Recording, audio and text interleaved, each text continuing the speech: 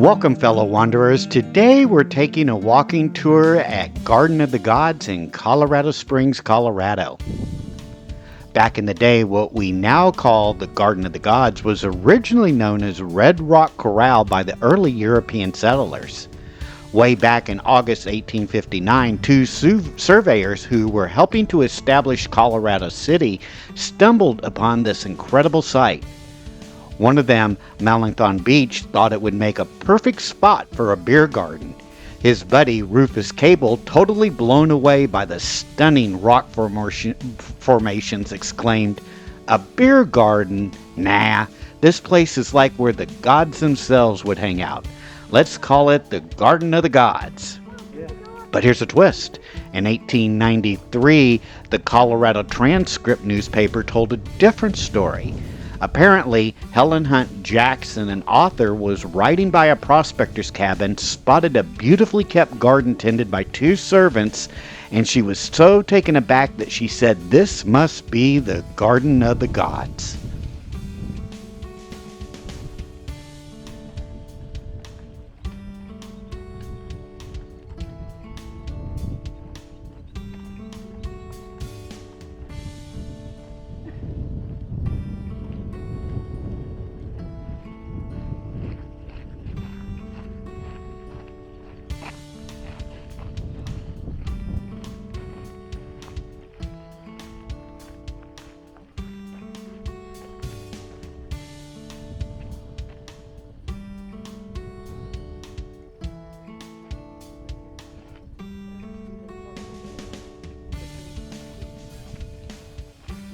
The stunning red rock formations at Garden of the Gods were shaped millions of years ago during a massive geological event called the Laramide Orogeny. These rocks have been here long before any of us, and so have the people who visited them. Archaeological evidence shows that prehistoric people were in the area as far back as 1330 BC. By around 250 BC, Native American groups were camping in the area, drawn by its abundance of wildlife and plants. The rock overhangs made great natural shelters, too. Many indigenous nations have deep cultural connections to Garden of the Gods, including the Apache, Cheyenne, Comanche, Kiowa, Lakota, Pawnee, Shoshone, and Ute people. In fact, the Utes believe their people were created right here. Their oral traditions tell of their origins in the garden, and early Ute petroglyphs can still be found in the park today. The Utes also considered the red rock sacred and often camped nearby, especially around Manitou Springs and along the creek near Rockledge Ranch. One of the oldest known trails through the area is the old Ute Trail, passed right by Garden of the Gods and led to Ute Pass. Later, this same trail helped guide early explorers like Lieutenant John C. Fremont and George Frederick Ruxton, who both recorded their journeys through the region in the 1800s. Jump ahead to 1879, when Charles Eliot Perkins, friend of General William Jackson Palmer, bought 480 acres of land that included part of the garden. After Perkins passed away, his family gifted the land to the city of Colorado Springs in 1909 with one big condition: it had to remain a free public park forever. Palmer, who owned nearby Rockledge Ranch, made a similar gift of land to the city after his death.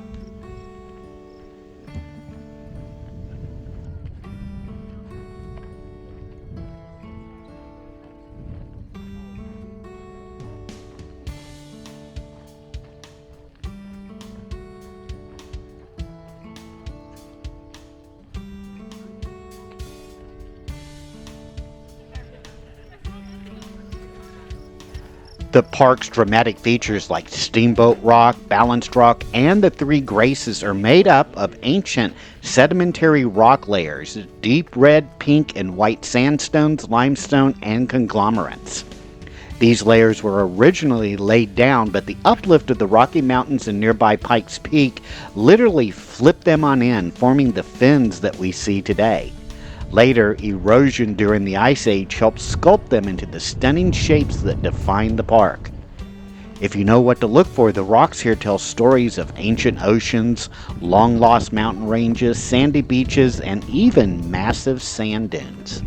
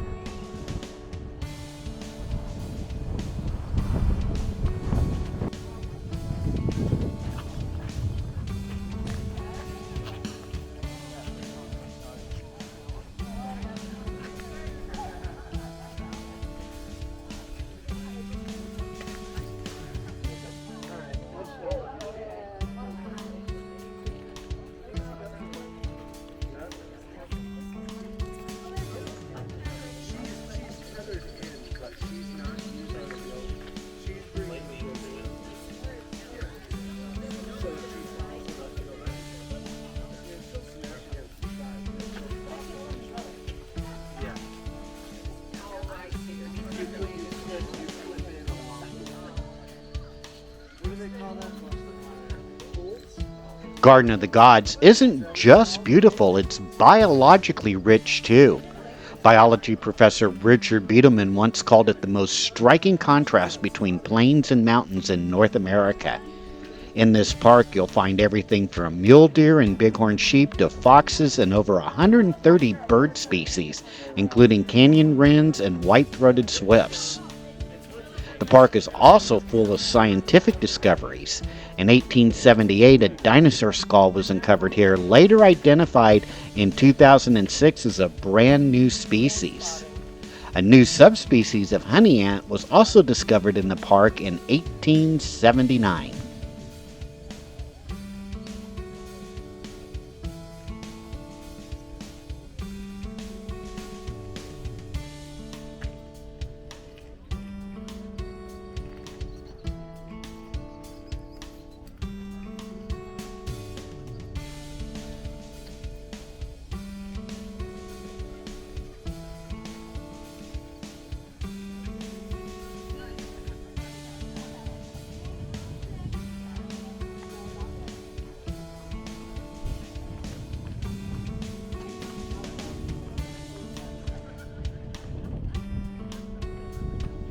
With over 2 million visitors each year, Garden of the Gods is the most visited park in Colorado Springs, and it's easy to see why.